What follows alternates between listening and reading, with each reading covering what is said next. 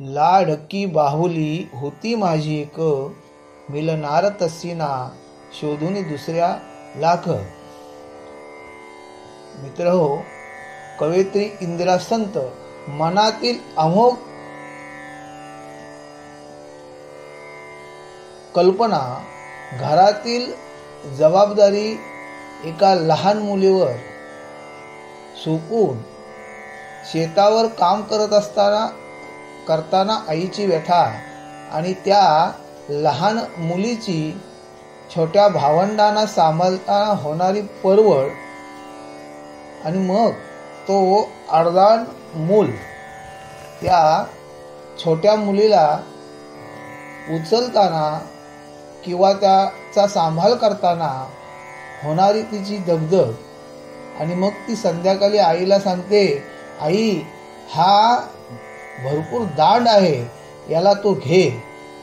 आणि मग ती आई त्याला झोपवते व त्या मुलाच्या कपाळावर हलक्या हाताने थापते मनातील त्या मुलीकडं मनात बघून मनातील गुणगुणताना एक कविता बाहेर पडते. आणि ती कविता अशी: लाडकी बाहुली होती माझी एक, मिळणार तशी ना शोधून दुसऱ्या लाख. किती गोरी गोरी गाल गुलाबच फुलले, हासती केस ते सुंदर काले कुरले. झाकती उघडती निले हासरे डोले, अन ओठ जसे की आदाच खुदकन हसले. लाडकी बाहुली होती माझी एक, मिळणार तशी ना शोधून दुसऱ्या लाख.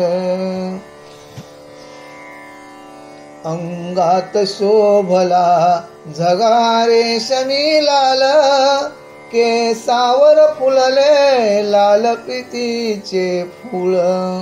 कितीतरी बाहुल्या होत्या माझ्या जवली, पण तीच सोनुली फार मला आवडली.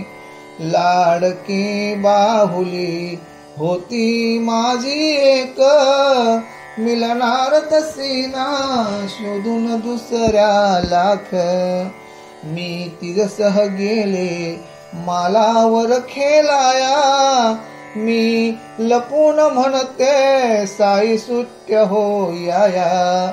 किती शोध शोधली मला न परिती दिसली, परतले घरी मी होऊन हिर मुसलेली. लाडकी बाहुली होती माझी एक, मिळणार तशी ना शोधून दुसऱ्या लाख. वाटले सारखे जावे त्याच ठिकाणी, शोधुनी पहावी पुन्हा पुन्हा ती चिमणी. जाणार कशी मग संतत पाऊस धारा, खलमुलीन तिजला वारा झोंबे फार.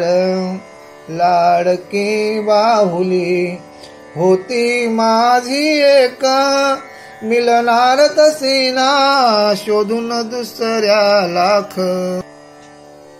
तिच्यासाठी रडले रात्रंदिन मी बाई, किती खेळ भोवती हात लावला नाही.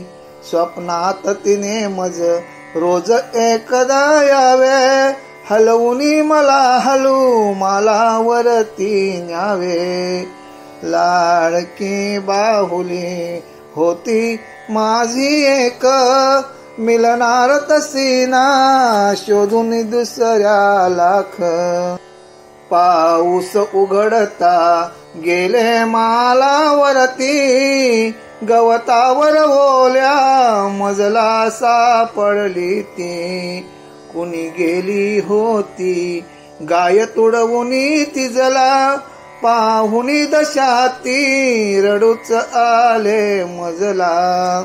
लाडकी बाहुली होती माझी एक, मिळणार तशी ना शोधून दुसऱ्या लाख.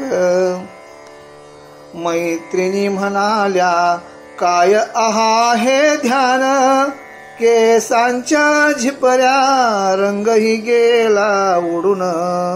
पण आवडली ती तशीच मजला राणी, पण आवडली ती तशीच मजला राणी. लाडकी बाहुली माझी माझी म्हणून, लाडकी बाहुली माझी माझी म्हणून. लाडकी बाहुली होती माझी एक, मिळणार तशी ना शोधून दुसऱ्या लाख. या कवितेचा आशय सांगताना कवयित्रीला अजून काहीतरी वेगळं सांगायचं आहे की पण आवडली ती तशीच मजला राणी, लाडकी बाहुली माझी माझी म्हणून. एकदा एखाद्याला आपलं म्हटलं ना मग ते आहे तसं आपलंच असतं, त्याला कधी म्हणून सोडायचं नाही. हा संदेश आईच्या सासरू डोळ्यात ती लाख लाख वेलात वाचलंय. पुन्हा कवयित्री म्हणते पाऊस उघडता गेले मालावरती, गवतावर ओल्या मजला सापडली ती. कुणी गेली होती गाय तोडवुनी तिजला, पाहुनी दशा ती रडूच आले मजला. मैत्रिणी म्हणाल्या काय आहे हे ध्यान, केसांच्या झिपऱ्या रंगही गेला उडून. आईच्या शब्दात डोळ्यात मूर्तिमंत कारुण्य उभं राहील आणि दररोज हे गीत इतक्या संवेदनशील हृदयाने गाऊ शकते पाहून मातृत्व उष्ण घेता येत नाही. ते जन्मत काळजात असावं लागतं, करू लागतं. व पुढच्या ओली गाण्याआधी तिचे डोळे पाण्याने डबडबतात आणि तिला मांडीचा झुला थांबायला भाग पाडतं. मात्र हाताने त्या लहान लेकराच्या कपाळावर थोपटत असताना ताल सुटलेला असतो व डोळ्यातील डबडब शब्दात येते. वाटते सारखे त्याच ठिकाणी जावे, शोधून पहावी पुन्हा पुन्हा ती चिमणी.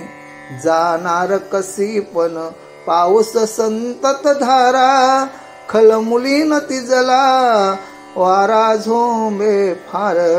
आपलं लाडकं माणूस जे कदाचित आपल्यापेक्षा जरा दुबळा आहे हे फार व्यक्त होऊ शकत नाही, पुढे हरवलं तर घरी परत येऊ शकत नाही, अशा त्या माणसाला शोधायला पुन्हा आपणच निघायला हवं हे रुजलं. पण एखाद्या वेळी तुमच्यावरील पावसाली मर्यादा येऊ पडतात तेव्हा संयमांगी बाणवत उघड पडेपर्यंत धरायची हेही आपल्याला समजत नाही. व आईच्या शब्दात डोळ्यात मूर्तिमंत कारुण्य उभं राहील आणि दररोज हेच गीत इतक्या संवेदनशील हृदयाने गाऊ शकते.